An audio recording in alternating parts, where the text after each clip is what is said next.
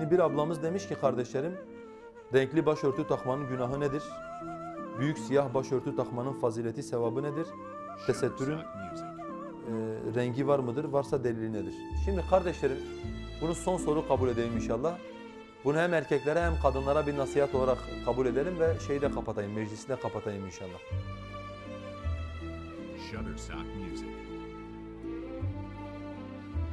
Şimdi kardeşler, normalde bir kadının kendisiyle Allah Azze ve Celle'ye yaklaştığı ve ibadet ettiği en büyük ibadetlerden bir tanesi kadının tesettürü ve kadının örtüsü. Yani düşünün, mesela ibadetler iki kısma ayrılır kardeşlerim.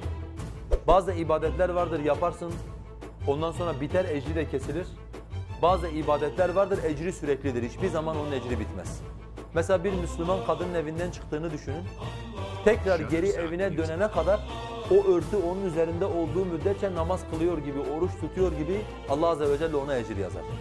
Ve kadın yarın dışarıya çıktığında tekrar o örtüyü giyeceği için, yani sürekli ona niyet halinde olduğundan dolayı Allah Azze ve Celle ona tekrardan sürekli o kadına ecir yazar. Ayrıca kardeşlerim, örtü İslam'ın şiarlarından bir şiardır.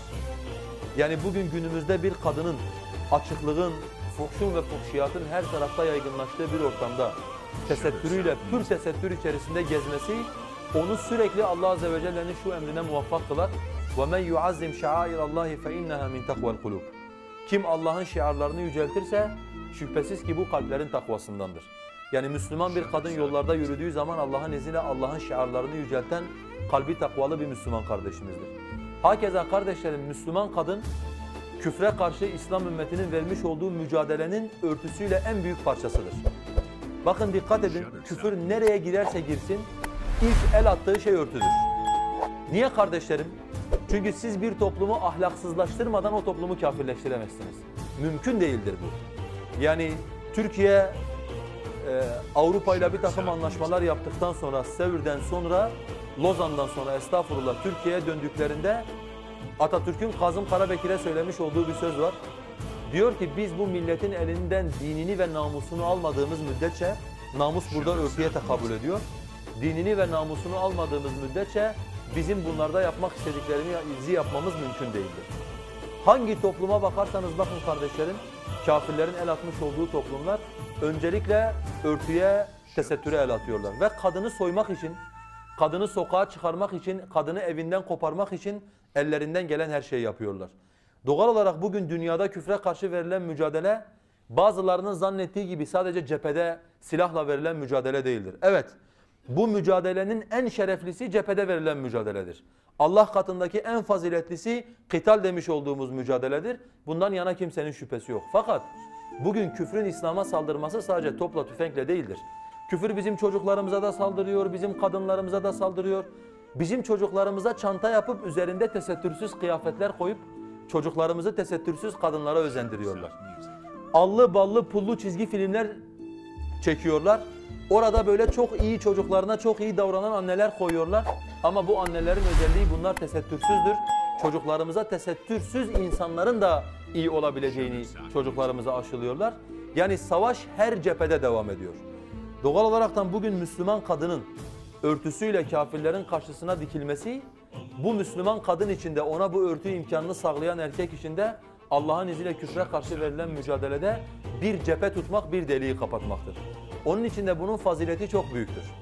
Hem kadın için hem de erkek için. Yalnız kardeşlerim, siz de takdir edersiniz ki nerede fazileti büyük bir iş varsa orada şeytanların büyükleri vardır. Yani sen basit bir iş yaparsan onu ifsad etmek için küçük tıfıl cinler gelir, tıfıl şeytanlar gelir. Sana vesvese verir. Ama senin yaptığın iş çok büyük bir ecirse, nerede bir ifrit varsa o ifrit orayı ifsad etmek için orada bulunur. Ve bizim kadınlarımız bu şerefe nail olmalarına rağmen şeytan onlara da onların erkeklerine de bunu ifsad etmek için bir takım şeyler yapıyor. Bunlardan birincisi nedir kardeşlerim? Bunlardan birincisi kadınların örtünün altına, örtünün üstüne takmış oldukları bir takım şeylerle veya örtünün şekliyle örtünün ruhuna aykırı davranmalarıdır. Allah Azze ve Celle kadınlara niye örtünmelerini emrediyor kardeşlerim? Kadınlar dikkat çekmesinler diye. Kadınlar ulu orta yerde görünmesinler diye. Kadınlar tanınıp eziyete uğramasınlar diye Allah Azze ve Celle kadınların örtünmesini istiyor. Bundan dolayı da kadınlara diyor ki Rabbimiz وَقَرْنَ ف۪ي بُيُوتِكُنَّ وَلَا تَبَرَّجْنَ تَبَرُّجَ الْجَاهِلِيَّةِ الْعُولَى Evlerinizde karar kılın ve ilk cahiliye kadınlarının teberrüc ettiği gibi teberrüc etmeyin. Teberrüc kelimesi burçtan geliyor kardeşlerim. Burç. Burç nedir? Kale demektir. Görkemli, ihtişamlı kaleye Araplar burç diyorlar. Yani Allah Azze ve Celle kadına diyor ki görkemli olma. Göze çarpacak kadar dikkat çekme. Rengarenk örtü takıp yolda gittiğin zaman bir erkeğin gözlerini dikkatini çekecek rengarenk bir örtü takma. Sade, kendi halinde dikkatleri üzerine çekmeyecek bir şekilde örtün diyor. Şimdi düşünün kardeşler, bir kardeşimiz bu sıcakta yüzünü kapatıyor, gözünü kapatıyor, elini kapatıyor. Ama işte biraz bir süs katayım derken örtünün ruhuna aykırı davrandığı için örtüyü kendi aleyhine ifsad ediyor. Ben bütün bacılarıma diyorum vallahi değmez. Yani bu kadar eziyet, bu kadar çile çekerken böyle basit meselelerden dolayı örtüyü kendinize ifsad etmeyin. Veya kardeşlerim kadın koku sıkınıyor evde. Bu kokuyla beraber evden dışarıya çıkıyor mesela. Yani Müslüman kadınların ortamına giderken güzel kokmak istiyor ama sonuçta minibüse biniyor, arabaya biniyor. Başka erkekler de onun kokusunu hissediyorlar. Ve Peygamber aleyhissalatu vesselam diyor ki اَيُّمَ امْرَأَةٍ تَعَطَّرَتْ لِيَجِدَ الرِّجَالُ رِيحَهَا فَهِيَ زَانِيَةٌ Hangi kadın erkekler kokusunu duysun diye koku sürünürse kendine o kadın zanidir diyor aleyhissalatu vesselam. Yani düşünün siz elinizi, yüzünüzü, gözünüzü kapatmışsınız. Bütün iffetinize bürünmüşsünüz ama sizden çıkan basit bir kokudan dolayı İslam sizi zani olaraktan kabul ediyor. Yani size iffetli bir kadın değil, zinakar bir kadın muamelesi yapıyor. Kardeşlerim, kadınların şeytanın onlara şöyle bir vesvesesi vardır. Mesela diyorlar ki kadınlar örtü örttükleri zaman saçın arkası şiştiği zaman örtü kadının başında güzel durur. Öbür türlü örtü kadının başında güzel durmaz. Onun için kadınlar ne yapıyorlar? Saçlarını arkadan biraz daha fazla bağlıyorlar. Veya kimisi Allah'tan korkmayan, peygamberin lanetini üzerine çekecek kadar cesur olanlar topuz yapıyorlar kafalarının üzerinde ve bunun üzerine çarşaf giyiyorlar. Peygamber aleyhissalatu vesselam diyor ki sınfani min ehlin nari lem arahuma ba'd. Müslüm rivayet ediyor. İki sınıf insan vardır ki ben henüz onları daha görmedim. Cehennem ehlidirler fakat ben onları görmedim. Birincisi kimdir? Ellerinde ineklerin kuyruklarına benzeyen sopalar vardır, insanları döverler. İşte polisler. Yani bugün ellerine jop alıp milleti döven polisleri bu sınıf olarak kabul edebilirsin. İkincisi giyinik çıplaklardır. Yolda yürürken sağa sola meylederler. Onların başları deve hörgücü gibidir diyor aleyhissalatü vesselam. Onlar cennetin kokusunu dahi hissetmeyecekler. Oysa cennetin kokusu şu kadar uzun mesafeden duyulabilir diyor. Şimdi düşünebiliyor musunuz kardeşlerim? Bacımız mesela pür tesettür giyinmiş ama ayağında ince bir çorap olduğu için cennetin kokusunu bile duyamayacak. Niye? Çünkü giyinik çıplak diyor Peygamber aleyhissalatü vesselam.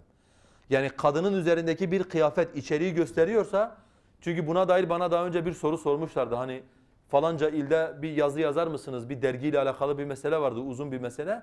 Bazı Müslüman kadınlar ince çorap giyiyorlar.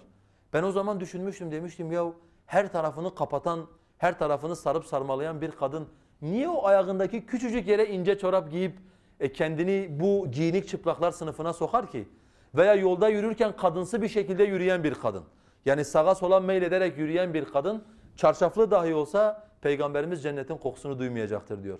Veya başını biraz daha yükselten, biraz daha topuz yapan bir kadın Peygamber aleyhissalatü vesselam diyor ki cennetin kokusunu duymayacaktır diye. Onun için gereksiz çobanlar, yani kadınlardan sorumlu olan, evin reisi olan erkekler, gerek de ablalarımıza söylüyorum, İslam'ın bu büyük nimetini, iffetin simgesini böyle basit, gereksiz şeylerle kendi aleyhimize ifsad etmeyelim. Allah Azze ve Celle madem bize hidayet etmiş, hidayet ettikten sonra bizi iffet ehli kılmış, tesettür ehli kılmış, biz de kendi aleyhimize bunu ifsad etmeyelim. Allah Azze ve Celle bizlere, erkeklere ve kadınlara gözlerimizde ve ferçlerimizde iffeti ihsan eylesin. Bizi iffeti bozacak şeylerden muhafaza etsin. Yusuf'u nefsinin şehvetinden ve isteklerinden muhafaza ettiği gibi erkeklerimizi ve kadınlarımızı Allah Azze ve Celle muhafaza etsin. Allah ayaklarımızı sabit kılsın. Bizi burada hayır üzere bir araya topladığı gibi kıyamet gününde Peygamberin sancağı altında bir araya toplasın. Verdiğim bütün soruların cevabı hepsi ortak olarak Allahu alemdir. Allah Azze ve Celle'nin doğrusunu bilir. Söylediğim bütün doğrular Allah'ın kitabından ve Resulünün sünnetinden öğrendiklerimdir. Söylediğim